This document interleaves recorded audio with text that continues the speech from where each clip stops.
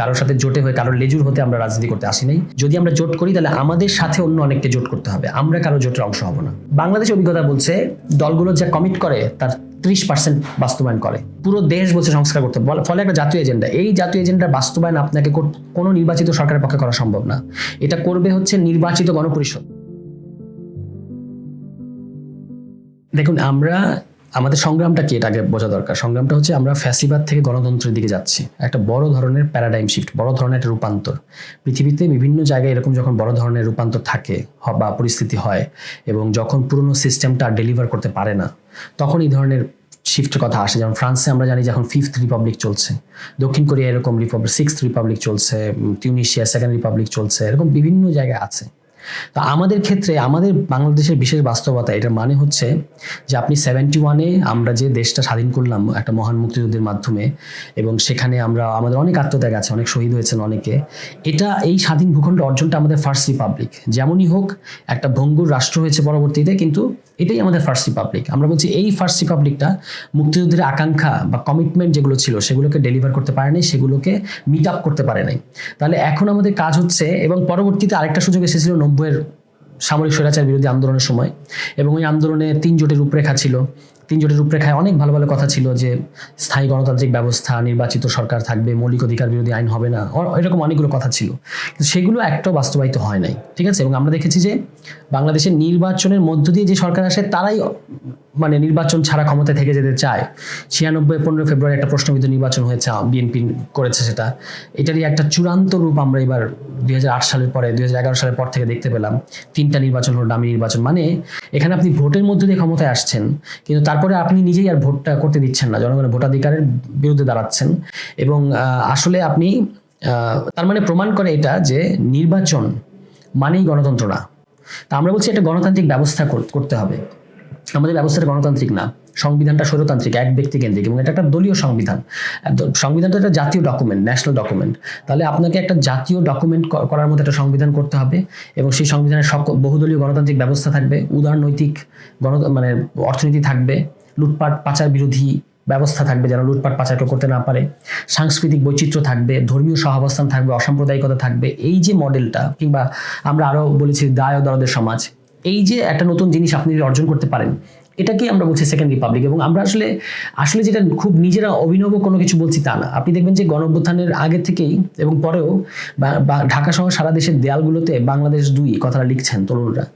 এইটা এবং বাংলাদেশ 2টা কি সেটা তারা দেয়ালে বলছেন, কিন্তু তা আমরা মনে করি যে ওই কথাটাকে আমরা আরেকটু ফর্মাল ল্যাঙ্গুয়েজে সেকেন্ড রিপাবলিক বলার চেষ্টা করেছি।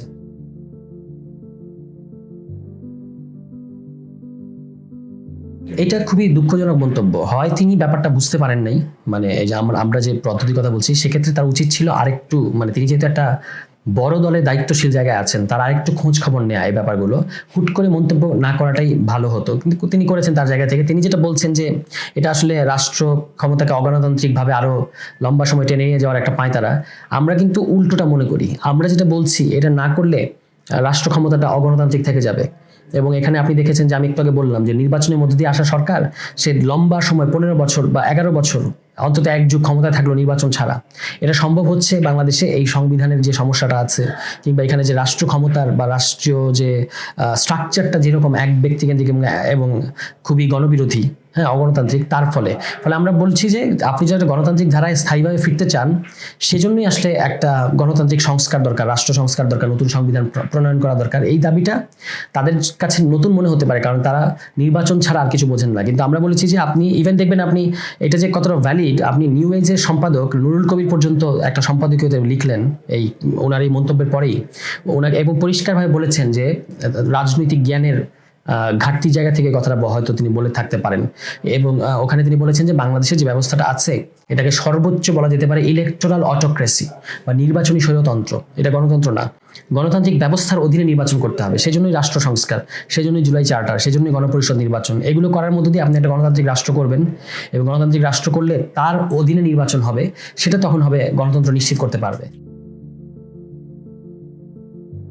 গণপরিষদ নির্বাচনের কথাটা, এই যে আমি যে আগের দুটো প্রশ্ন উত্তর দিলাম, আপনি এর মধ্যে দেখবেন একটা জিনিস পরিষ্কার হচ্ছে যে আমরা একটা গণতান্ত্রিক রাষ্ট্র করতে যাচ্ছি, এবং বাংলাদেশে কোনো গণতান্ত্রিক রাষ্ট্র নাই। বাংলাদেশে যেটা আছে এটা একটা স্ট্রাকচারাল বা কাঠামোগত স্বৈরতন্ত্র আছে, এবং এই কাঠামোগত স্বৈরতন্ত্রকে ব্যবহার করে কেউ কখনো নির্বাচনী স্বৈরতন্ত্র কায়েম করছে, কেউ অনির্বাচিত স্বৈরতন্ত্র কায়েম করছে। গণতন্ত্র আর আসছে না। তা আমরা বলছি যে এই যে আপনি রাষ্ট্র সংস্কারটাকে স্থায়ীভাবে যদি করতে হয়, যদি সংবিধানকে গণতান্ত্রিক করতে হয়, এটা আপনি কোথায় করবেন? এটা নির্বাচিত সংসদে গিয়ে করা যাবে না। নির্বাচিত সংসদে করা যাবে না, কারণ হচ্ছে আপনি নির্বাচনে জয়লাভের মধ্যে দিয়ে যদি সংসদে যান, আপনি যেটা করবেন সেটা হচ্ছে আপনার দলীয় এজেন্ডা বাস্তবায়ন করবেন। আপনার অনেকগুলো ইশতেহার থাকবে, কর্মসূচি থাকবে, আপনি তখন দলীয় এজেন্ডা বাস্তবায়ন করছেন। বিএনপি যেমন আছে 31 দফা, এবং বাংলাদেশের অভিজ্ঞতা বলছে দলগুলো যা কমিট করে তার 30% বাস্তবায়ন করে।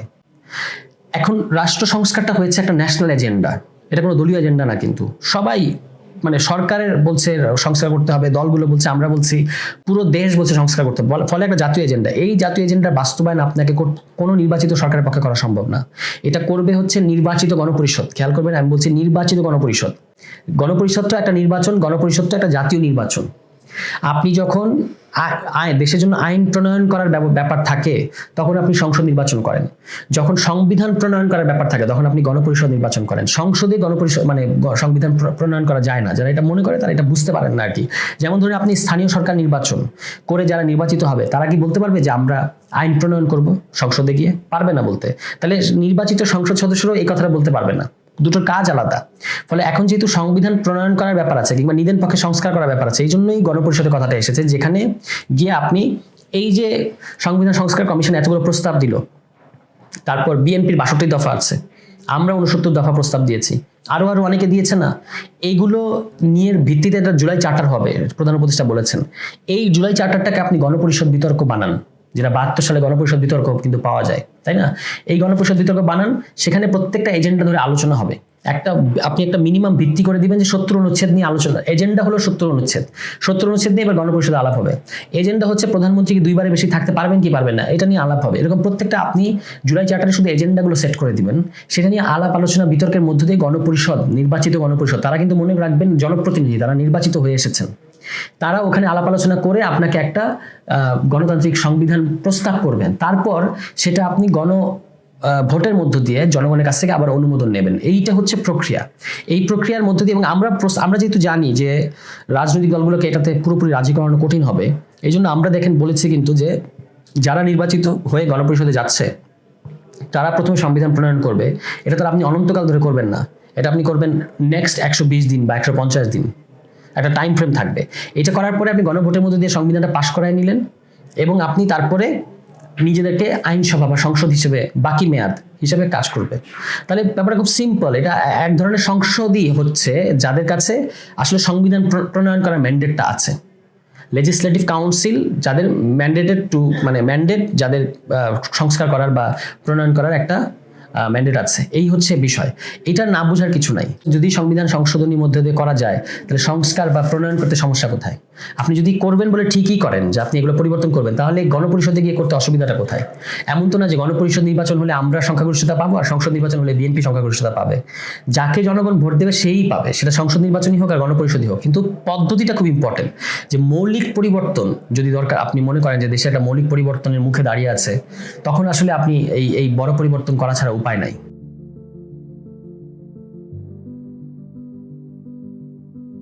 এই সংবিধান মানে হলো জনগণের ইচ্ছা অভিপ্রায়ের সামষ্টিক দলিল। এই সংবিধান জনগণের ইচ্ছা অভিপ্রায়কে ধারণ করে না, এবং এই গণঅভ্যুত্থানের মধ্য দিয়ে এই গণঅভ্যুত্থান কিন্তু এই সংবিধানের বিরুদ্ধে একটা স্টেটমেন্ট। যেটা সংবিধান মানে গণ অভিপ্রায়ের বিরুদ্ধে দাঁড়ানো একটা সংবিধান, তার বিরুদ্ধে জনগণ একটা রায় দিয়েছে এই গণঅভ্যুত্থানের মধ্য দিয়ে। ফলে এই গণঅভ্যুত্থানের মধ্যে দিয়ে এই সংবিধান নিজেকে বাতিল করে দিয়েছে, এরকম একটা অবস্থা এটা আছে। এখন গণঅভ্যুত্থানের মধ্য দিয়ে আপনি আসলে একটা নতুন সংবিধান, মানুষের যে নতুন কতগুলো ইচ্ছা ব্যক্ত করেছে মানুষ গণঅভ্যুত্থানের মধ্য দিয়ে, সেটাকে আপনি বাস্তবায়ন করবেন গণপরিষদ নির্বাচনের মধ্য দিয়ে। আমরা 300 আসনে প্রার্থী দেব, যদি আরো আসন বাড়ায়, এটা তো আলাপ চলছে, যদি 400 আসন হয়, যাই হোক, আমরা এককভাবে নির্বাচন করার প্রস্তুতি আমাদের আছে, সেটার জন্য আমরা কাজ করছি। এবং আমাদের কেন্দ্রীয় নেতৃবৃন্দ বিভিন্ন যার সংশ্লিষ্ট এলাকাগুলোতে যাচ্ছেন নিয়মিত, এবং আমরা মনে করি যে আমরা সামনে নির্বাচনে এককভাবে দাঁড়িয়ে বাংলাদেশের জনগণের কাছে বলবো যে আমাদেরকে যেন আমরা যে পরিবর্তনগুলো করতে চাই সেগুলো করার ম্যান্ডেট যেন তারা আমাদেরকে দেন। না, আমরা এখন জোট নিয়ে ভাবছি না, আমরা একটা নতুন দল এবং আমরা বাংলাদেশে বৃহত্তম দল হতে চাই, যেটা অনেস্টলি আমরা এই জন্যই রাজনীতি করতে এসেছি। কারোর সাথে জোটে হয়ে কারোর লেজুর হতে আমরা রাজনীতি করতে আসি নাই। জোট আমরা করবো কিনা নির্বাচনের আগে সেটা এখনো আমরা ভাবি নাই। আমরা এককভাবে 300 আসনে নির্বাচন দিতে চাই। যদি আমরা জোট করি তাহলে আমাদের সাথে অন্য অনেককে জোট করতে হবে, আমরা কারো জোটের অংশ হব না। আমরা এই রোজার মাসটা মানে মাঠের কর্মসূচি নামাটা একটু কঠিন হবে সঙ্গত কারণে, তবে সারা দেশে আমাদের কিছু ইফতার কেন্দ্রিক কিছু মানে কর্মকাণ্ড থাকবেন। আমাদের সকল কেন্দ্রীয় নেতৃবৃন্দ তার যার যার এলাকায় গিয়ে ইফতার করবেন। এর বাইরে আমরা ঢাকায় কিছু ইফতার করছি বা করব। আর আমরা যে রাস্তায় নামতে চাই বা রাজপথে নামতে চাই এই ঈদের পরে, সেটার প্রস্তুতিগুলো, ঘরোয়া প্রস্তুতিগুলো আমরা এই রোজার মধ্যে সারব। না, আমরা তো বলছি চাঁদাবাজি বা মামলা বাণিজ্য, দুর্নীতি, এগুলো যেই করুক তার বিরুদ্ধে জিরো টলারেন্স নীতি গ্রহণ করতে হবে সরকারকে। এবং আমাদের দিক থেকে আমরা এলাকায় ক্যাম্পেইন করছি চাঁদাবাজদের বিরুদ্ধে কোনো ছাড় নাই। চাঁদাবাজকে পুলিশ যেন গ্রেফতার করে সেটা পুলিশকে নিশ্চিত করতে হবে। এবং চাঁদাবাজ যদি কোনো বিশেষ দলের হয় তাহলে সেই দলের বিরুদ্ধেও জনগণকে আমরা ঐক্যবদ্ধ থাকতে বলছি, এটা যেই দলেরই হোক। না না, একদমই তা না। এটার কথাটা মানে হচ্ছে যে বিচার should be given topmost priority. এবং আমরা মনে করি যে আগামী বছরের মধ্যে বিচার করা সম্ভব। অন্তত শেখ হাসিনার বিচারটা আপনি এবছরই করতে পারবেন। এবং এবছর করার পরে নির্বাচনের প্রশ্নটা আসবে। নির্বাচন আমরা পেছানোর কথা বলছি না, যে টাইমে সরকার বলেছে। আগে তারা 26শে জুন পর্যন্ত বলতো, এখন তারা মার্চ পর্যন্ত বলছে। সর্বোচ্চ মার্চ কিংবা ডিসেম্বরও হতে পারে এই বছরের, যখনই হোক নির্বাচন হতে হবে, কিন্তু তার আগে বিচার এবং সংস্কার হতে হবে। আর নির্বাচনটা হতে হবে আমরা যে নির্বাচনের কথা বলেছি, গণপরিষদ নির্বাচন, সেটা। আমরা এটা তো ডিপেন্ড করছে যে সংস্কারের কি অবস্থা। সংস্কার তো এখন জাতীয় ঐক্যমত্য কাউন্সিল তো একটা মাত্র বৈঠক করেছে, আর বায়োগে বৈঠক হয় নাই। আমরা মনে করি তারা যদি সিরিয়াসলি কাজ করে তাহলে তারা জুলাই চার্টারটা এই বছরের জুনের মধ্যে বানিয়ে ফেলতে পারবে।